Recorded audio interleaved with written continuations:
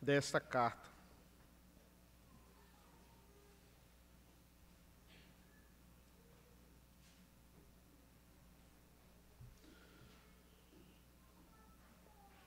Filipenses, capítulo 1, versículos 1 e 2.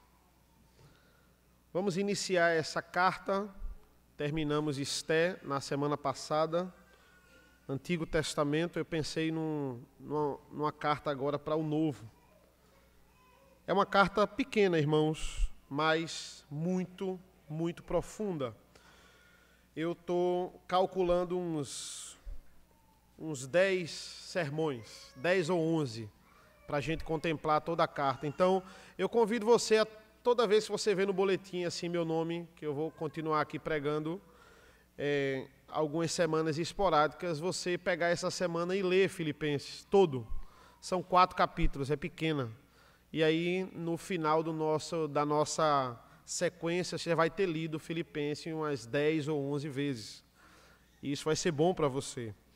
Veja aí os versículos 1 e 2. Paulo e Timóteo, servos de Cristo Jesus, a todos os santos em Cristo Jesus, inclusive bispos e diáconos que vivem em Filipos, graça e paz a vós outros da parte de Deus, nosso Pai, e do Senhor Jesus Cristo.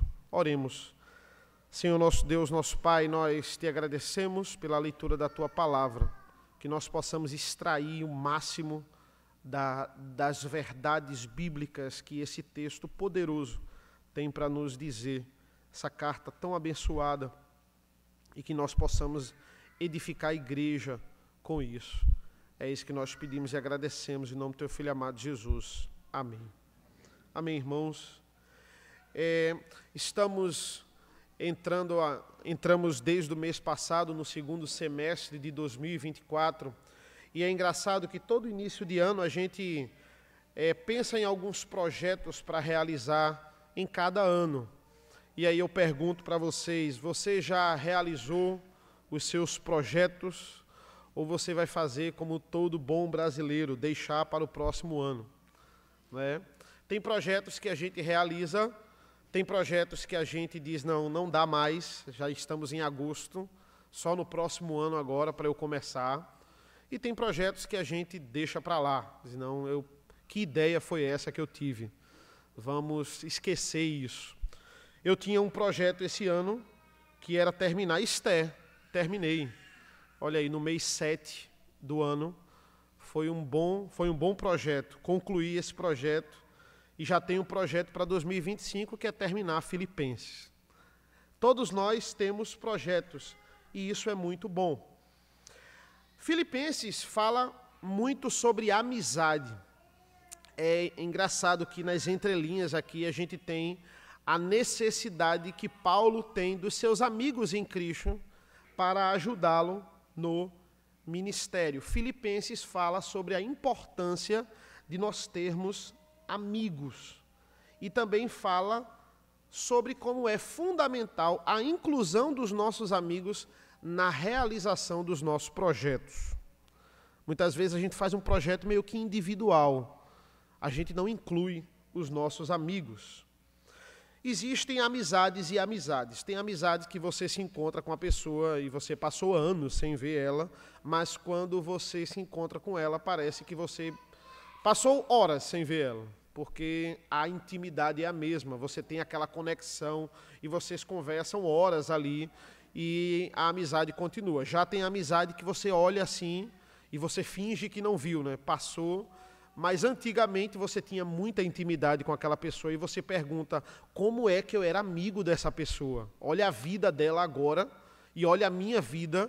Como é que eu passei na escola horas conversando com essa pessoa e tinha uma amizade tão profunda? Olha como agora nós somos diferentes. A pergunta de hoje é essa: você tem amigos?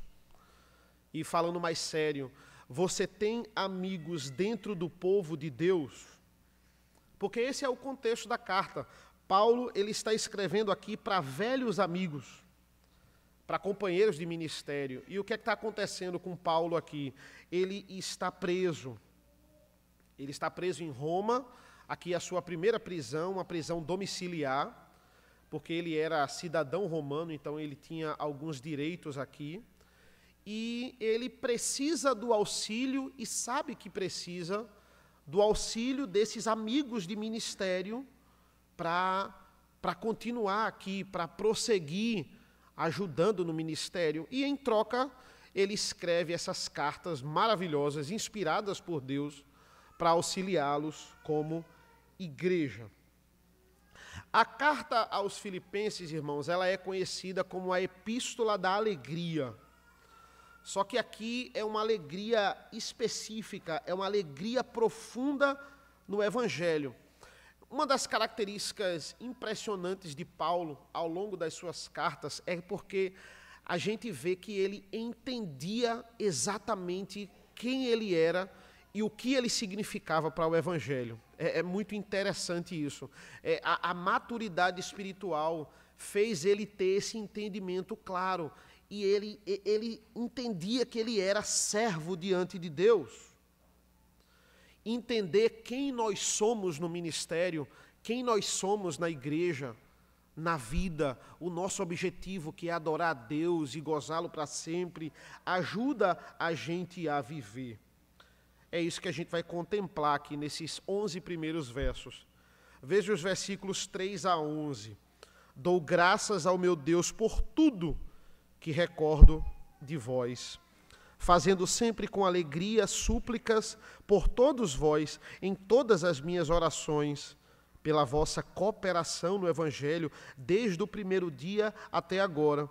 Estou plenamente certo de que aquele que começou boa obra em vós, há de completá-la até ao dia de Cristo Jesus. Aliás, é justo que eu assim pense de todos vós, porque vos trago no coração, seja nas minhas algemas, seja na defesa e confirmação do Evangelho, pois todos sois participantes da graça comigo.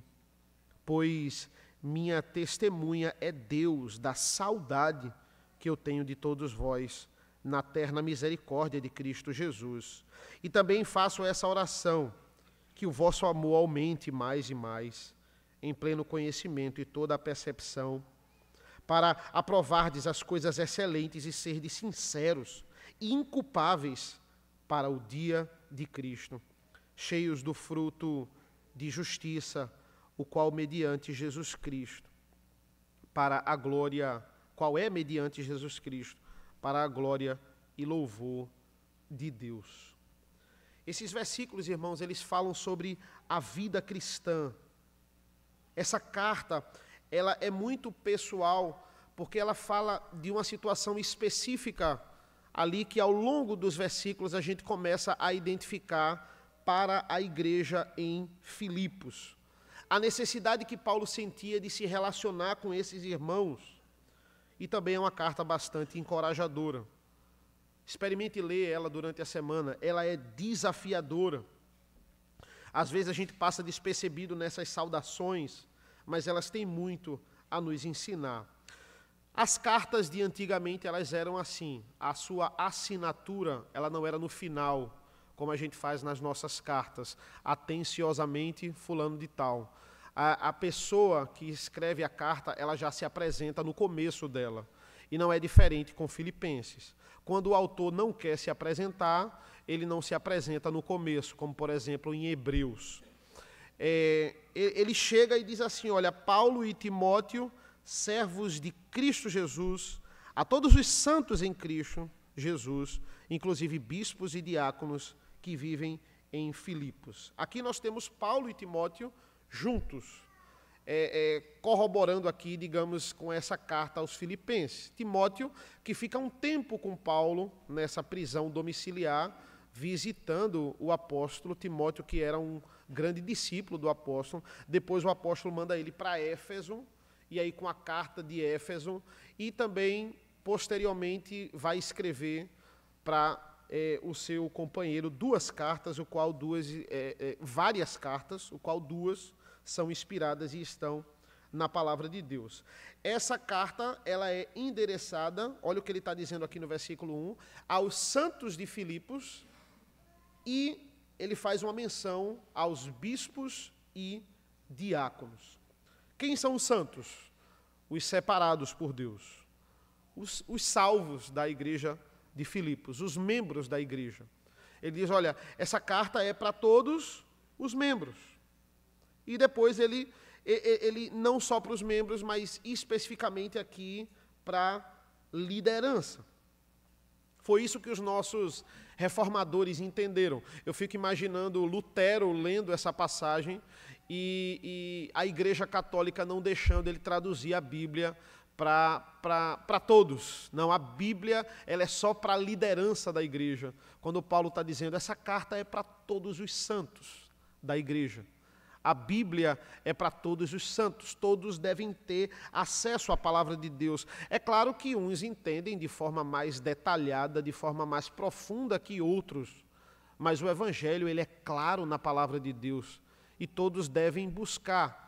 Uns entendem mais detalhado por uma questão de tempo na igreja, isso influencia muito, por uma questão de maturidade, e aí a gente vai ver uns que vão ter um esclarecimento maior do que outros. Mas isso não quer dizer que só a liderança tem que ter a palavra de Deus. Toda a igreja, ela tem que ter contato com a palavra. Mas se ele já disse que a carta é para todos os membros, por que ele está fazendo uma menção à liderança?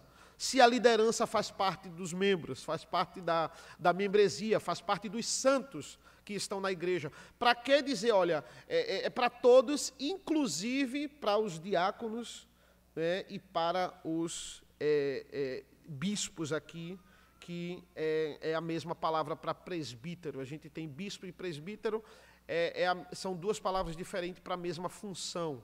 Aos presbíteros e aos diáconos da igreja. E aqui nós já temos a primeira pista de um dos problemas da carta. Existe um problema em Filipos para identificar a liderança da igreja. E Paulo propositalmente quer destacar essa liderança. Paulo está dizendo assim, eu sei que existe uma liderança em Filipos e eu estou reconhecendo essa liderança, fazendo essa menção a eles. Um problema de omissão na liderança na igreja de Filipos estava gerando atritos entre os santos, atritos entre os membros. E Paulo aqui já faz questão de mencionar os bispos e os diáconos. Ele reconhece essa liderança. O fato da Bíblia ser para todos os membros não quer dizer que todos os membros têm a mesma função. Existe esse destaque aqui na carta de Paulo. Lá em Atos 16, nós vemos a relação íntima que Paulo tinha com Filipos. Paulo recebe uma visão de um varão macedônico e ele recebe a seguinte profecia, né? Passa a Macedônia e ajuda-nos, o seguinte pedido, na verdade. E Paulo entende que essa visão vem do Senhor, lá em Atos 16, e ele chama os seus companheiros de ministério para ir a Filipos. Eles atravessam ali o mar e eles chegam em Filipos. É a primeira vez que o evangelho chega em continente europeu. É através de Filipos com Paulo e os seus amigos. Filipos, que recebe esse nome por causa de Filipe, pai de Alexandre o Grande. Né? Na época da Grécia Antiga ali, existia uma guerra interna muito poderosa entre Esparta e Atenas, a guerra do Peloponeso, que enfraqueceu todo o mundo grego, dando uma porta aberta para Alexandre o Grande e Filipe invadirem a Grécia Antiga e fundarem ali o grande império macedônico que por um tempo governou todo o mundo conhecido. Isso inicia uma fase na Grécia Antiga chamado de período helenístico. É um período em que Alexandre o Grande, fascinado pela cultura grega, vai obrigar todos os seus súditos e todas as suas colônias a viver como grego e falar como grego. É o período helenístico. E isso acontece basicamente um século antes de Paulo pregar o evangelho lá em Filipos. Filipos, uma cidade muito importante, que na época de Paulo, aqui no Império Romano, né, quando Roma já invadiu tudo, era uma cidade que servia para a aposentadoria dos soldados romanos e dos comandantes. Era uma cidade de aposentadoria. Então, todo mundo que se aposentava no exército romano ia para Filipos. Ou seja, era uma cidade rica, porque o povo pegava a sua aposentadoria para gastar em Filipos. E é nessa cidade que recebe o nome de um grande rei pagão da Macedônia, que Paulo vai encontrar uma grande possibilidade de plantar uma igreja, de levar um evangelho. Toda vez que Paulo chegava numa cidade nova, o primeiro lugar que ele ia era nas sinagogas. Paulo ele fazia isso. E ele ia lá justamente confrontar os judeus, ele mostrar Cristo no Antigo Testamento, só que Filipos tinha tanto pouco judeu que nem sinagoga tinha. Lá em Atos 16 diz que eles se reuniam na beira do rio, na beira do mar. E aí ele se encontra com algumas pessoas ali, predominantemente mulheres, e é nessa passagem lá em Atos que ele encontra uma mulher chamada Lídia. E essa mulher, a Bíblia vai falar que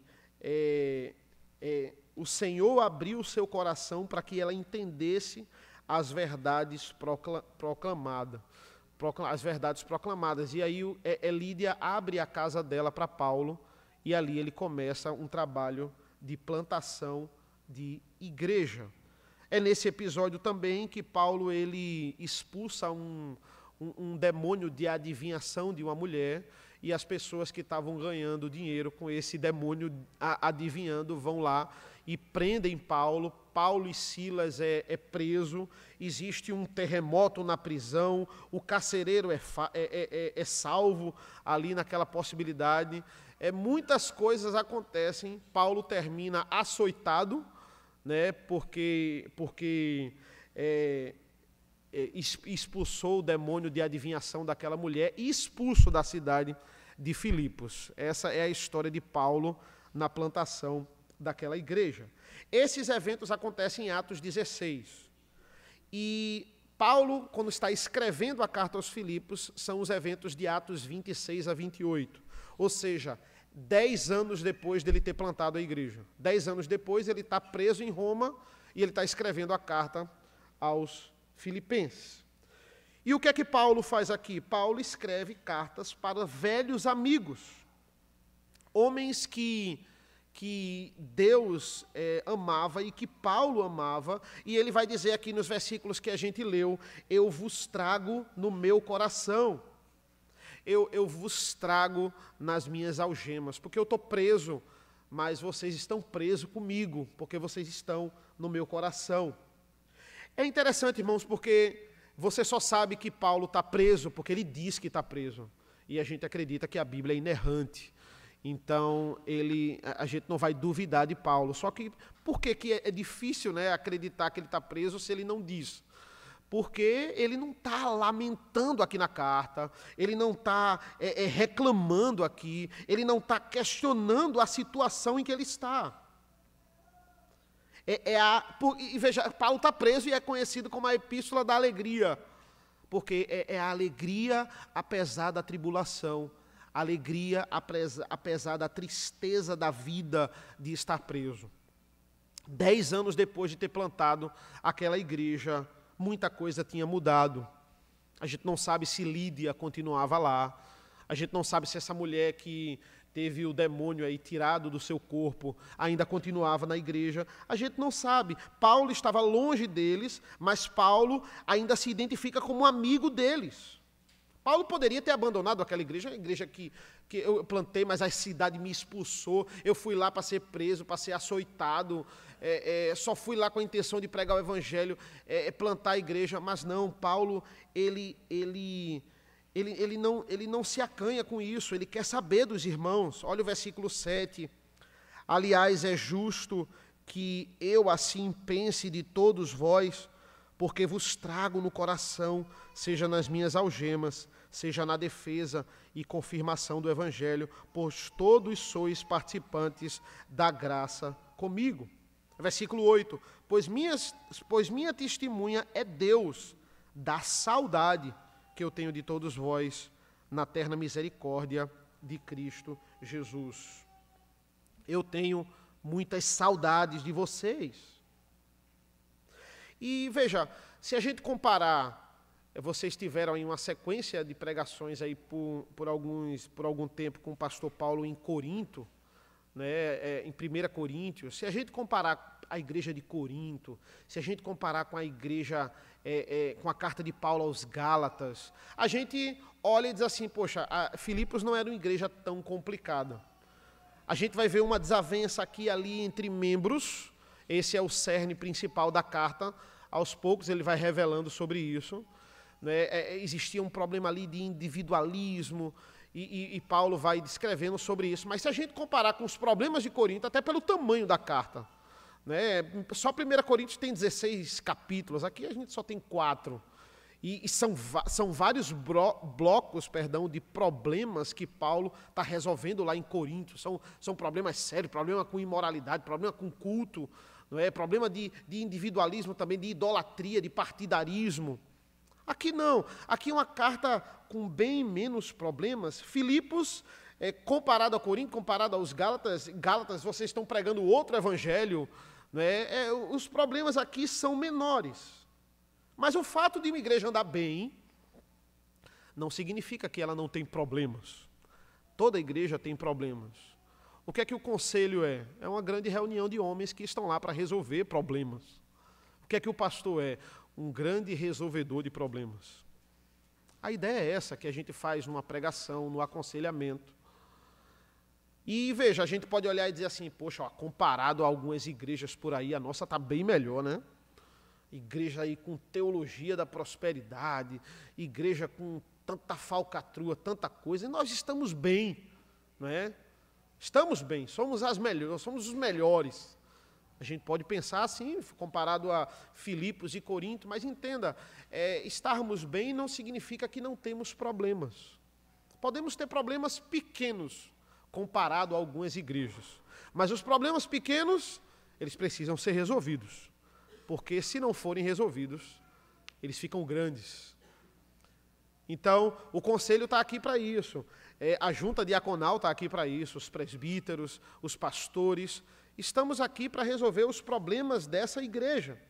E não ignorarmos. Não, é um problema tão pequeno, vamos ignorar. Tem igreja que sofre tanto com problema. Não. Os problemas pequenos, se eles não forem resolvidos, eles irão crescer. Não estamos enfrentando nenhuma crise, graças a Deus, mas a situação boa não deve nos impedir de sempre sermos vigilantes. Paulo, mesmo à distância, ele está ouvindo algumas coisas que estão falando sobre ele da igreja e ele quer usar a carta para resolvê-las. Não é assim? Quando o seu filho viaja, ele está fora, acabou a preocupação com ele. Ah não, casou, está fora de casa, quero nem saber mais, né? Quero nem saber como é que ele vai se virar. Está viajando, está fora do país, pronto. Agora é com ele? Claro que não. O pai, ele vai sempre se preocupar com o filho. A preocupação, ela pode até aumentar agora que ele não está mais morando com você. E eu tenho um desafio para você nesta manhã. Se ainda não tem, desenvolver amigos e amigas cristãs. Gente que depois de meses sem se falar ou sem se ver por algum motivo, quando vocês voltarem a se falar, vocês vão se reencontrar e um vai sentir o mesmo e vai ter o mesmo cuidado do outro. Você precisa de gente igual a Paulo, igual os amigos de Paulo, igual os membros da igreja de Filipos. Gente para levar no coração. E mais, você precisa de gente para ser levado no coração. Paulo, o grande apóstolo, o grande missionário, o grande servo de Deus, ele precisa de amigos para continuar a sua caminhada. E nós não somos melhores do que ele. Pare com essa ideia de querer andar sozinho. Pare com esse individualismo. Você pode ser aquela pessoa bem introspectiva, digamos assim. Grupos de WhatsApp lhe deixam assustados, né? Muita gente, uma festa com muita gente, você não gosta de estar em locais com muita gente, não é a sua praia, mas 2 ou 3 amigos você deve ter. Você precisa de gente dessa igreja que sinta falta de você quando você faltar. Você faltou hoje, eu senti sua falta. Você precisa dessas pessoas que cuidem de você. Essa é uma prioridade. Por exemplo, existem algumas famílias que saíram daqui e foram para a Presbiteriana Emanuel, porque moram mais perto de lá, e essa era de fato a proposta de plantar uma igreja naquela área lá de Piedade. Mas eles deixaram de ser seus amigos? Não é? De forma nenhuma. Como é que a gente vai se relacionar com pessoas que saírem dessa igreja? Como eles que saíram, agora estão numa congregação lá, ou não deixam de ser membros da igreja, né? Todos nós das congregações somos membros da Igreja Presbiteriana da Aliança, mas esse relacionamento ele não vai existir mais assim nos domingos, porque agora eles estão lá. Mas isso significa que acabou, pronto. Não quero mais nem saber deles, não é?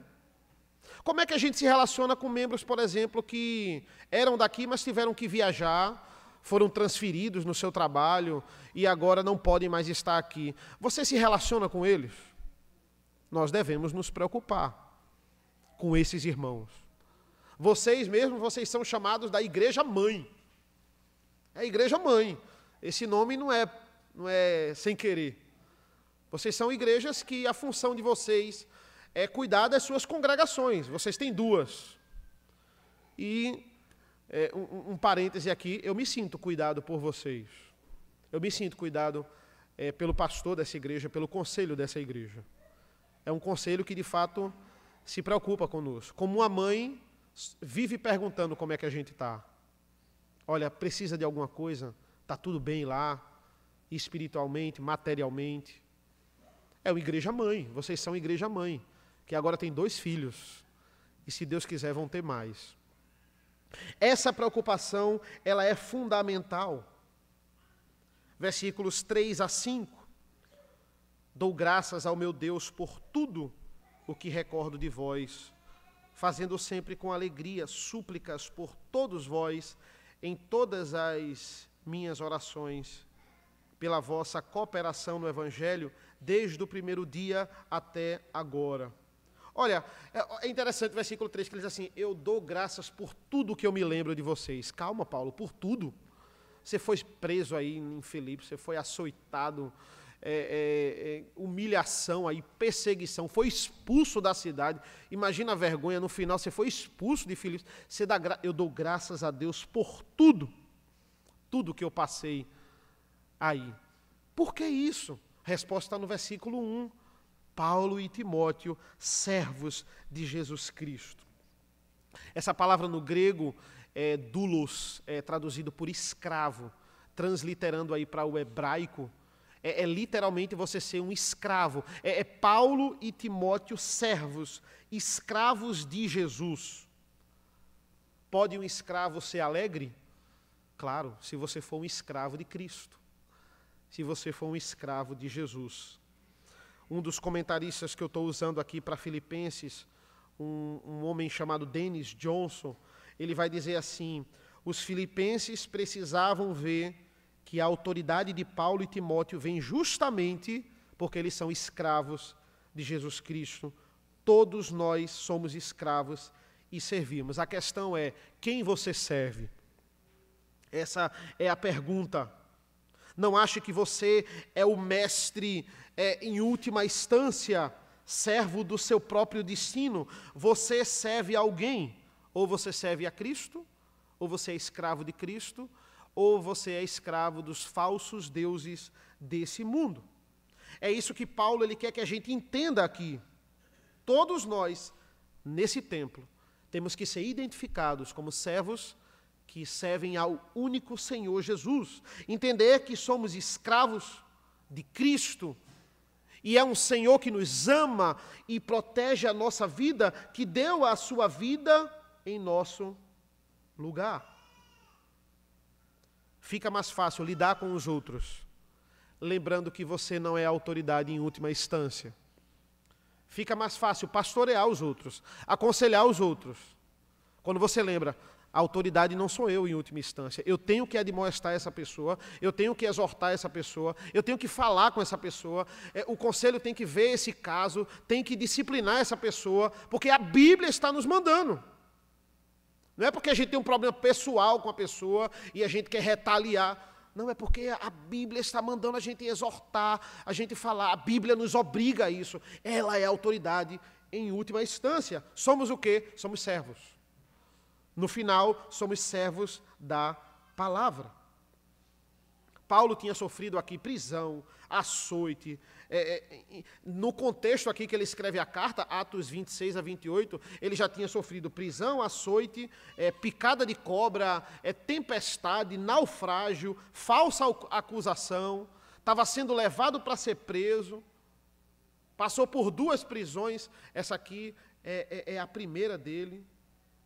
Tudo por simplesmente pregar o Evangelho. Como é que a gente resiste? Como é que a gente fica? Como é que Paulo aguentou? Por meio de Cristo. O Senhor sustentou. A gente vai ver muito isso ao longo da carta. Paulo rodeado de amigos. A gente vê muito isso em Atos. Companheiros seus de ministério, Barnabé, no começo ali, depois Silas, Timóteo, Lucas. Amigos que andavam com ele. Versículo 5, pela vossa cooperação no Evangelho, desde o primeiro dia até agora. Paulo é grato por esses amigos. E depois que Paulo vai embora, eles continuam aquele ministério.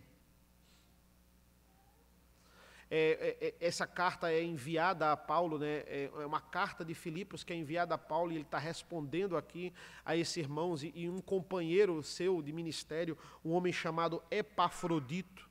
A gente vai ver ali, homem que traz notícias da igreja e suprimento para Paulo naquela prisão domiciliar, porque as prisões domiciliares em Roma, você podia receber ali suprimentos, presentes. Paulo pede pergaminhos ali para estudar, talvez ali alguns livros que ele recebe.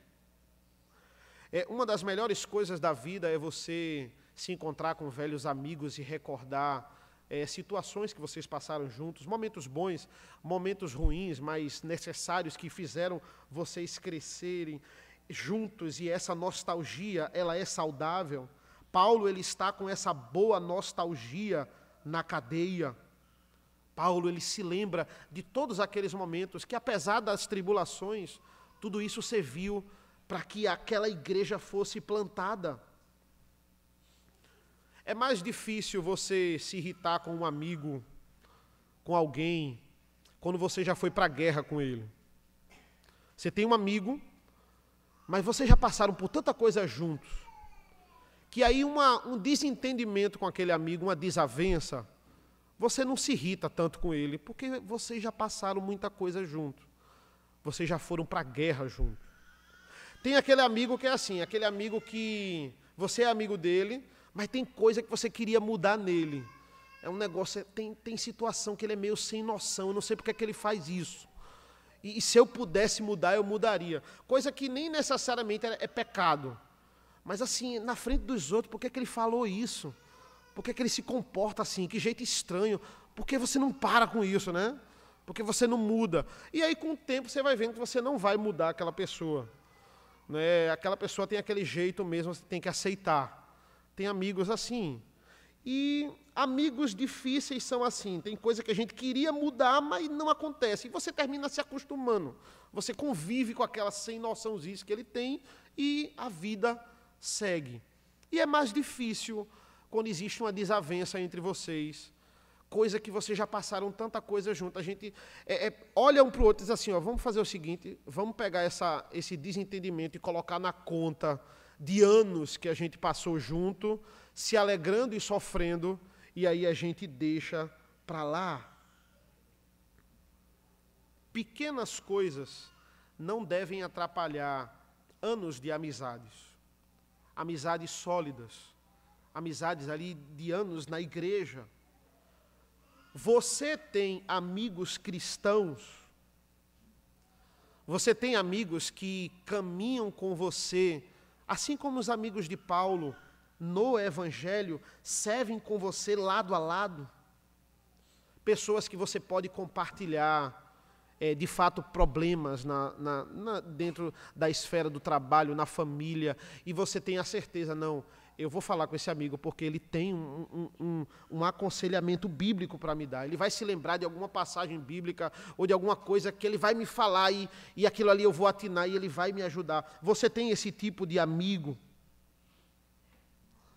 E não importa quantos anos você andarem separados por circunstâncias da vida, no céu vamos estar todos juntos, numa igreja só, diante do trono celestial.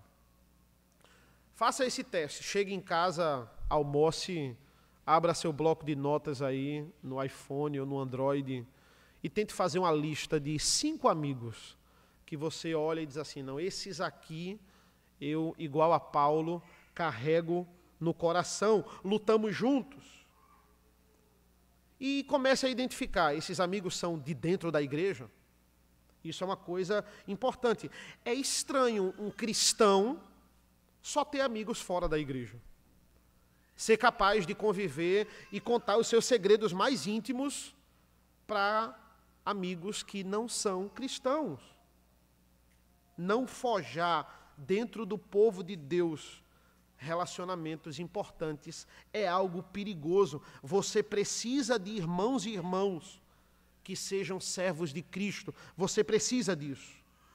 Provérbios vai nos dizer assim, em todo o tempo se ama um amigo, mas na angústia se faz um irmão. É incrível como na igreja do Senhor pessoas passam por diversos problemas sérios, problemas de que não dá para você passar sozinho, e elas passam sozinho. Elas não falam nada, elas não dizem nada. A gente depois fica sabendo, ó, fulano passou por um problema, mas depois já resolveu. Sim, mas ele não disse a ninguém ficou sabendo. Não, ninguém ficou sabendo. Isso não é igreja, irmãos. Isso é um clube.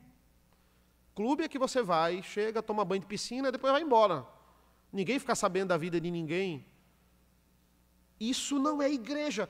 Nós somos guardas uns dos outros. Você precisa de um acompanhamento, você precisa ser cuidado, você precisa ser pastoreado.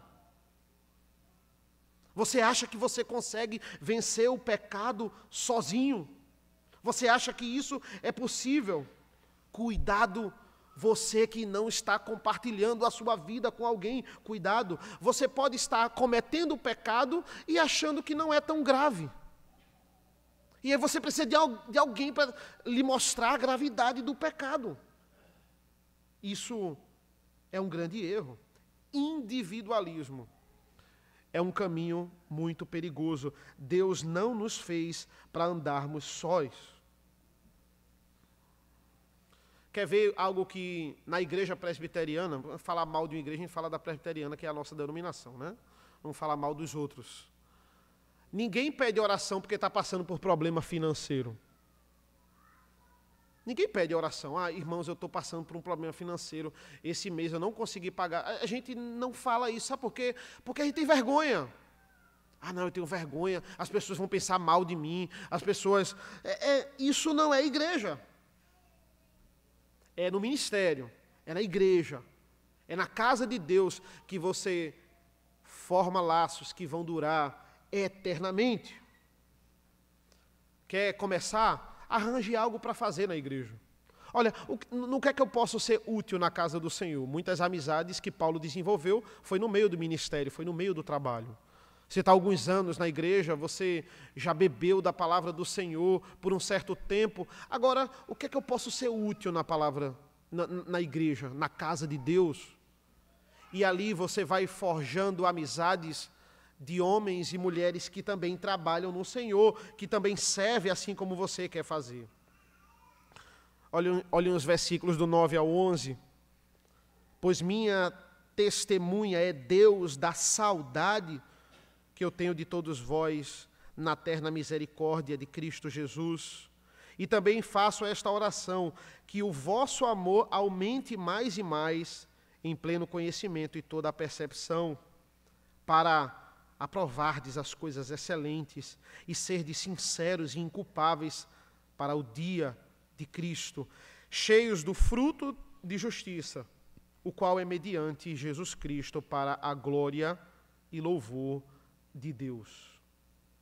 A melhor forma de Paulo nessa situação cuidar dos irmãos é escrever para os irmãos, orientar os irmãos e orar pelos irmãos.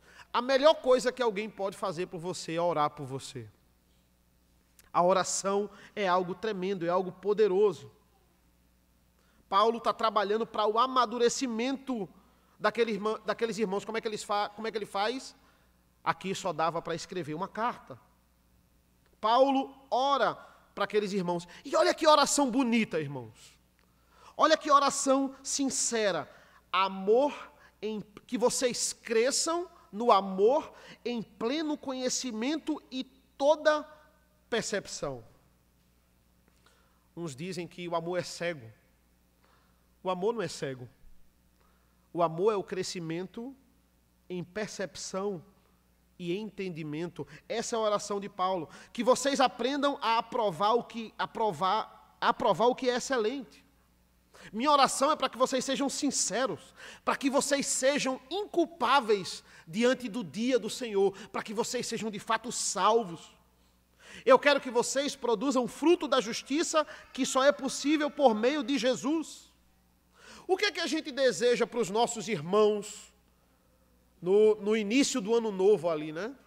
O que é que você quer para esse ano? Muito dinheiro no bolso, saúde para dar e vender, né? É isso que as pessoas querem. Tem desejo melhor. Tem desejo mais bem elaborado. Tem desejo mais bíblico. O que é que você deseja para si? E qual é a sua oração desejando para os seus irmãos? Você ora pelos seus irmãos? Você ora pelos seus amigos? Você lembra deles na sua oração? Desejar que o amigo case, desejar que o amigo tenha dinheiro, que ele tenha um bom emprego, que ele seja feliz nesse emprego, nesse casamento, isso é bom, isso é válido, isso não é pecado, mas elabore mais os seus desejos. Deseje que eles fiquem maduros espiritualmente. Você deseja isso? Você ora por isso? Deseje que os homens dessa igreja sejam cada vez mais sábios no lar, que eles amem ao Senhor cada vez mais, conheçam mais a Deus. Desejem que todos nós terminemos o ano melhores do que começamos, espiritualmente falando. Esse é um desejo melhor. Essa é a oração de Paulo. É uma oração, irmãos, mais rebuscada, é uma oração mais bem elaborada. Eu quero que no final do ano, a Igreja Presbiteriana da Aliança, a Igreja Presbiteriana Emanuel, a Bereia, ela termine melhor do que ela começou no ano, e espiritualmente falando. Essa é a ideia aqui. O objetivo de Paulo nessa carta, irmãos, deve ser o nosso: empurrar as pessoas para Cristo. Essa igreja começou 13, 14 anos atrás. E olha os frutos que ela foi regando e brotaram. A gente já tem aí 2 congregações. Eu sou fruto desse ministério, irmãos. Eu sou fruto de uma equipe de mídia que se comprometeu todo domingo a colocar as pregações do pastor Paulo na internet. E eu ficava acompanhando toda semana. E eu fui mudando com aquilo. Eu fui amadurecendo com aquilo. Por causa do comprometimento dos irmãos que toda semana colocava lá a sequência do esboço do pastor. E aquilo ali foi me mudando. A palavra de Deus foi me mudando. Na casinha que vocês tinham, que dava ali 30, 40 pessoas. e Deus foi frutificando. Eu sou um dos frutos desse ministério, por causa da amizade, por causa do comprometimento dos irmãos, dos jovens dessa igreja, dos líderes dessa igreja, do pastor dessa igreja. Paulo sabe que para melhorar só em Cristo. Paulo sabe que ele plantou essa igreja, que ele regou essa igreja, e agora como apóstolo, ele continua cuidando da igreja, mas Paulo tem toda a certeza que ele não é o responsável pela saúde daquela igreja. Paulo ele vai dizer aqui na carta, ele tem toda a certeza que ele está preso, mas o evangelho não está. O evangelho não está preso. Ele sabe que o progresso ministerial dessa igreja não depende dele estar solto, porque o evangelho não está preso. E eu termino com o versículo mais famoso, talvez um dos mais famosos do Novo Testamento, que é o versículo 6. Vai dizer assim: estou plenamente certo de que aquele que começou boa obra em vós há de contemplá-la até o dia de Cristo Jesus. É um versículo muito famoso por uma boa razão. Ele sozinho, isolado, ele refuta muitas ideias erradas que pairam nas igrejas hoje em dia. Ele está dizendo assim, olha, Deus ele começa a boa obra. Isso, por exemplo, refuta o pelagianismo. O pelagianismo vai dizer que o homem em si ele é bom. Ele é bom perante a sociedade. Ele é bom por natureza. Ou seja, ele é capaz de iniciar a sua salvação. É um pontapé inicial dele. O versículo 6 está dizendo, é Deus que inicia a boa obra. Ele sozinho refuta o arminianismo, que diz que a salvação depende fundamentalmente de uma escolha humana. Deus, ele começa e ele termina o processo de salvação e santificação em sua vida. Ele refuta a ideia de que a santificação é com a gente. Olha, Jesus começou e agora é com você. Suas escolhas vão dizer aí se você vai continuar no caminho do Senhor ou não. Ele termina a boa obra. Ele faz tudo. Paulo está dizendo, eu não preciso estar solto para Jesus trabalhar nessa igreja. É tudo para a glória dele, é tudo pela graça, porque ele começou e ele termina a obra. Ele refuta sozinho a ideia de que a gente perde a salvação. Deus começou, mas ele pode largar. Ele pode deixar você... Não, ele começou e ele vai terminar. Isso é monegismo. Monegismo. Aquele que começou a boa obra, ele vai terminar. Ele refuta outra ideia de que talvez é a igreja que vai manter você fiel. Ou a sua cooperação na igreja. Não, é aquele que começou a obra. Ele vai completar. Olha quantas ideias refutadas no único versículo apenas. Isso faz diferença na forma como a gente trata os nossos irmãos. Quando a gente entende esse verdadeiro evangelho, preste atenção. Irmãos, se a gente entende essa verdade, a gente olha para o nosso irmão do lado, a gente olha para o nosso amigo de forma diferente. A gente começa a distribuir essa graça que a gente recebe tão intensamente. Será que você pode, entendendo essas verdades, entender e aplicar isso? Olha, o seu irmão, aquele que está do seu lado, ele é uma obra incompleta. Você pode com isso ser mais gracioso com ele, entendendo que o seu irmão, assim como você, ele está sendo trabalhado. Será que você pode ser mais paciente com ele? Entender que somos uma obra em construção? Será que você pode estender essa graça que você recebe de forma tão abundante, de forma tão plena, de forma tão completa? Aquele que inicia, ele termina a obra. E entendermos que somos guiados por um único Redentor, Cristo, rumo ao Sião celestial. Paulo entende, e ele tem certeza, a obra dele não depende dele, ele sabe, é Deus que vai fazer. A justiça é dele. Então, esse progresso espiritual que Paulo fala tanto aqui, irmãos, a gente não vai conseguir nas nossas próprias forças, no nosso próprio progresso. Só há um caminho, só há uma verdade, só há uma força, só há um progresso, uma vida, uma possibilidade, Jesus Cristo. E é assim que Paulo começa, irmãos. Ele só está começando. Ele começa dizendo, amigos, que saudade de vocês. Embora as coisas não estão bem, eu estou com muita saudade de vocês, por tudo que a gente passou juntos. E é isso. Nós somos partes de um corpo. A Santa Ceia é a representação disso. E assim vamos participar logo mais no próximo culto. Ou seja, pare de achar que você é independente. E isso é maravilhoso. Desenvolva na sua vida amizades cristãs. Gente que você vai levar no coração. Gente que vai cuidar de você. Gente que vai trabalhar com você. Gente que vai contribuir para a sua santificação. E Deus vai fazer com que você seja essa bênção na vida das outras pessoas também. Ou seja, irmãos, e é difícil, esse povo é difícil, viu? O tal do cristão, muitas horas a gente vai ter que colocar na conta, vai ter que colocar assim, olha, tantos momentos juntos, deixa isso para lá. Não vamos deixar pequenas brigas, pequenas desavenças atrapalhar o nosso progresso no ministério.